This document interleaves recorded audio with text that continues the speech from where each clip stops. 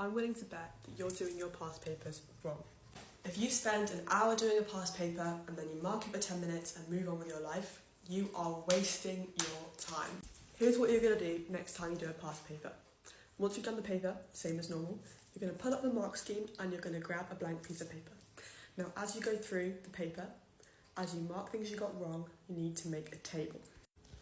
Let's say this is science paper 1 and there's 4 topics. Every time you lose a mark to a topic, you're going to start a tally. This is how many marks I've lost each topic, etc. And then you're also going to tally your mistake types, and it's going to differ from person to person. But obviously you're going to have a content error, so this is if you've just made a mistake and you couldn't remember something. This is probably going to be the most likely source of error. But you could also make calculation errors, you can misread the question, there could be an error in your timing, perhaps you've misunderstood the question, or this really depends on you, so really change this list based on you. And you're going to tally these up. Okay, I wrote mitosis instead of meiosis. That's a content error. All right, I ran out of time and I couldn't attempt this question.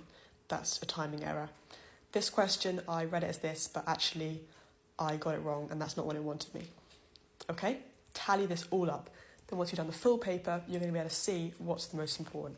I'm really bad at Unit 3. What do? We revise Unit 3 more. We look back at our Unit 3 notes, we look back at those questions, we check that our notes are suffice and we make new notes if we need to.